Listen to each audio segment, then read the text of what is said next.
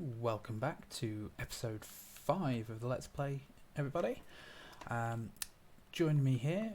We've managed to get a bit more space set up, ready to start with Immersive Engineering, which is going to be one of the things we're going to be exploring today. I've also taken the liberty of decorating a little bit in here and starting the compacting drawers. If you watched the last series, you know what I'm on about. The Sky Factory one, you'll have seen these before. These just let you store your resources in a way that you can get both the single item or the block item. Very useful for the metals. But first, before we get started with Immersive Engineering, we've got some crafting to do, most notably for food. We've finally got a harvest in of all of the food items we need to make veggie stir fry, a nice and filling meal from Pam's Harvest Craft. That is going to help us tremendously with all the running around that I'm doing as of late. So we want to get into Immersive Engineering. This is the basic tool that we're going to need for pretty much everything within the mod, the Engineer's Hammer. With the second thing that we're going to need being an awful lot of coal coke and the liquid that is produced as a byproduct. So we want to set up our coal coke oven over here.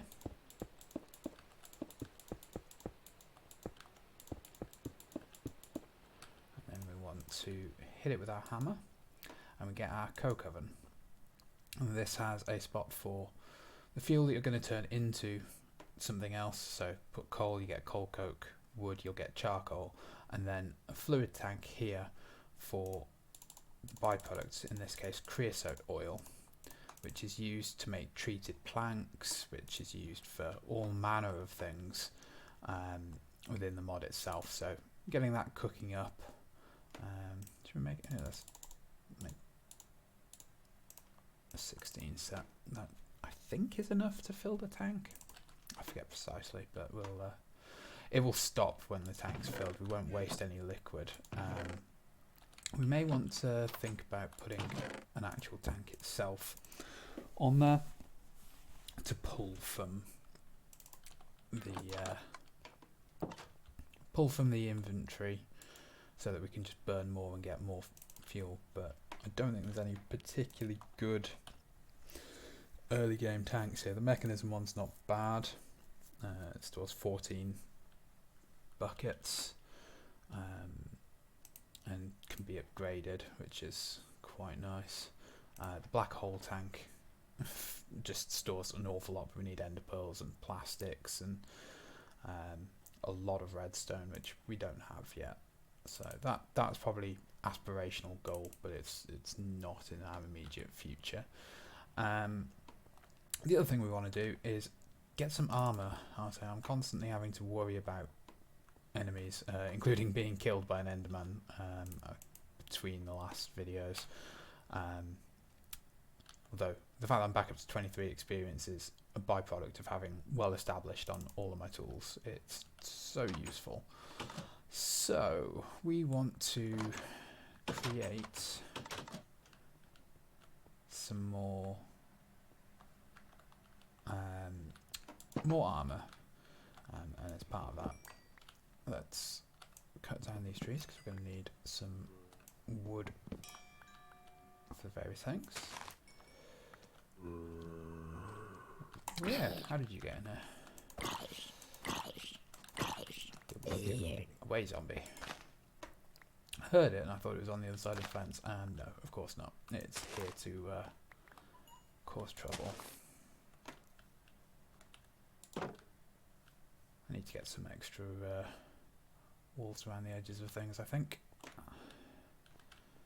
Still too many areas that things can get in. Right. Let's just go and put the tree saplings in there. Food away. Let's get some stone, as we're going to need for creating templates. 3, we need 1, 2, 3, 4, 5, 6. So we need another set of stencils. Right. Then we want a helmet core, armour trim, armour plates, chest plate, leggings, and boots. Oh yeah, of course, we also need to make an armour station. Haven't made one yet. What is the recipe for that one? Oh yeah, need 4. Those around a crafting table. Place that down. So for each piece of armour we will need a trim and a plate, and then the specific piece. Nice and simple. So in our part builder we're going to need a stone version of each. So we're going to want to make these out of metal. And then we're gonna need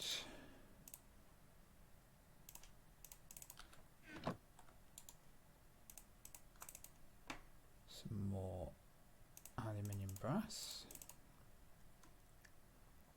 when the copper's finished smelting up.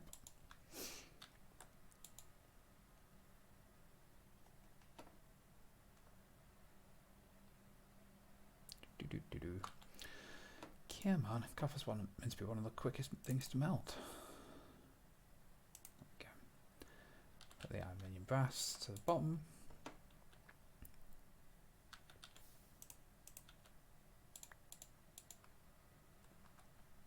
All be done by the time we've got it. And then we need to work out what metals we actually want to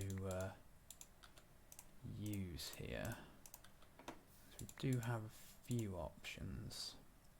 Iron is obviously a nice and dependable one. Lead can also be quite useful, as it prevents knockback, I believe. And we'll just get the aluminium brass out in ingot form. You can always smelt that back up later for other casts. Right, so I'm just going to pause here while I do some investigating as to what materials we have access to that might be good for creating our armour. So let's take a look. Okay, welcome back. I've been doing some reading and I think I've found our majority material.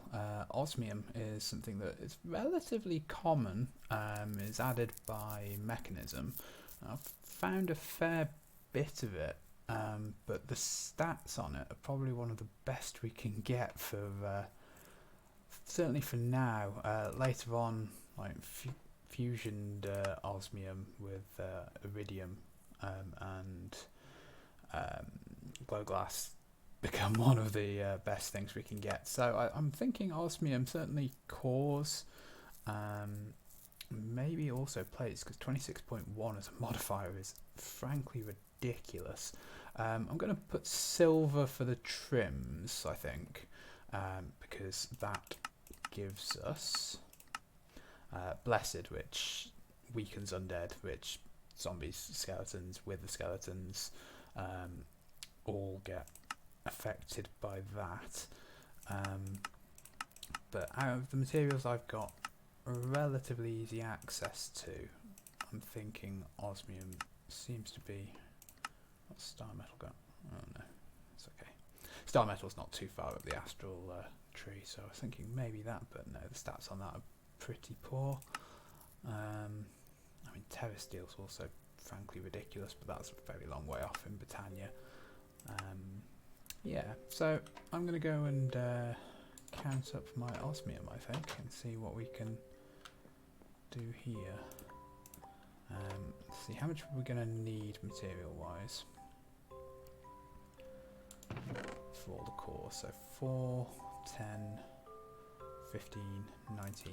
So I've got 18 here. Need one more piece for all the cores. And of course that was the last bit of that I had.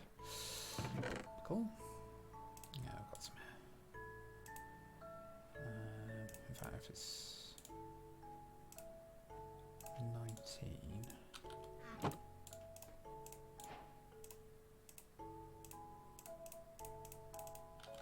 I did count them right, didn't I? 4, 10, 15, 19. Yeah. Cool. So let's smelt up those. Let's go. And then how much do I need for the plates? Plates are 3 apiece. 3, 6, 12.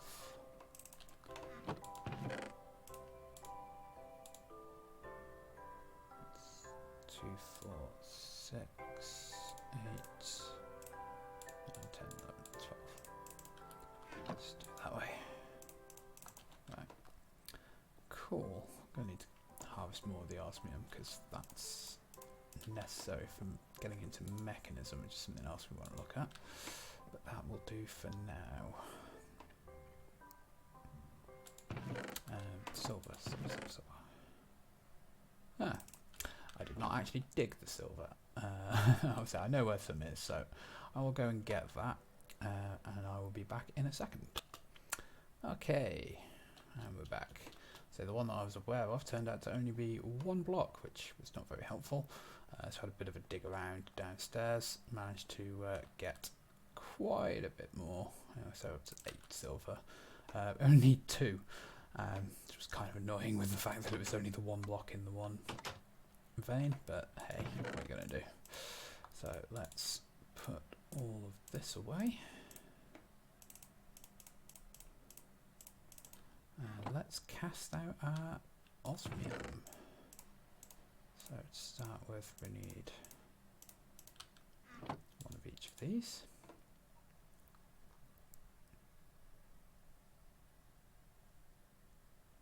That's good.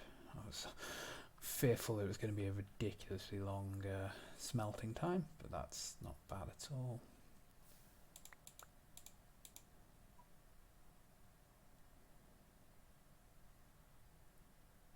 It's just about how much of the material it takes each and every time. Dumpty dumpty dum. Silver doesn't merge and alloy with osmium, does it? No. Okay, that's cool. We can melt up the silver while we wait.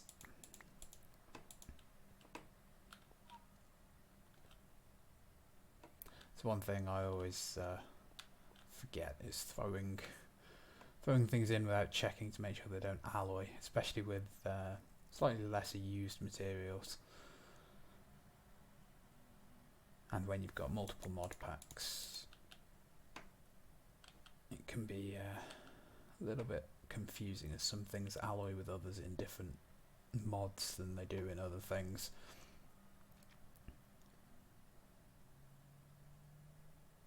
But not the case here. Yes, okay, so let's put those away. It was the armour plates that we wanted.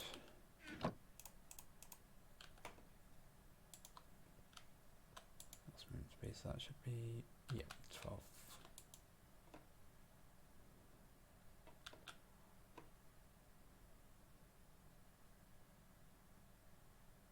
So we just need to do this 4 times. Of course, your armour doesn't have to be completely matching. You can have all kinds of different things based on what the modifiers are that you want to have. Just think it looks cooler this way. And in fact, having different plates to your core materials is a good idea, because you can see we're going to have dense and well established from both. I could be having the different modifiers from something else if I so chose. But we can replace it later. So when we get some of the access to some of the other materials. Now this should just be 4 ingots of silver. Perfect. nice and quick. Silver takes no time at all to harden up.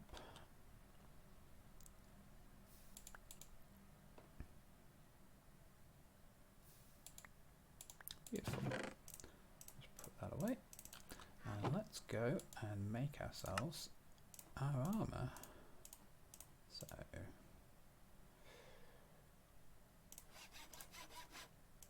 I was debating naming it, but I have no idea what I would name any of this. So we'll leave it as is. And now put that on. And that is some very, very potent armour. There's got to be a glitch with the aspect on there, like 10,000 durability on each of that. That armour ain't breaking anytime soon. Massive defence. So that's pretty good. That should keep me alive nicely while I'm dealing with other things.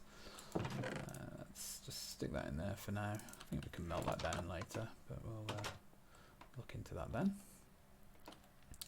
And let's just empty the inventory of all of the garbage. Flint as well, there we go. Right, how is our immersive engineering done? Excellent. So we can put another 8 pieces in there. I've foolishly filled both my buckets. Let's just make a bit of obsidian and get ourselves some creosote buckets. So, creosote is combined with wooden planks to make this treated wood plank. And then from that you can make treated sticks and a whole heap of things. So you can make storage crates which are movable, chests basically, but what we're after is going to be power production, and the basic power production is going to be that of the windmill. So you create 8 of those, centre it around an iron ingot, and you get the windmill itself. And what you attach that to is a kinetic dynamo, which is a whole heap of things that we're going to have to go through. Plates and shears to make copper coils, or to make LV wire coils, to then combine to a copper coil block. So there's multi-stage crafting involved in this, but getting a whole heap of treated wood planks is going to be the start part of that.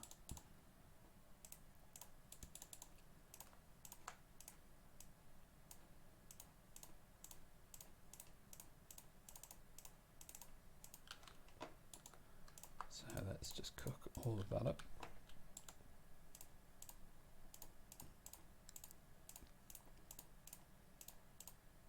And just do one more.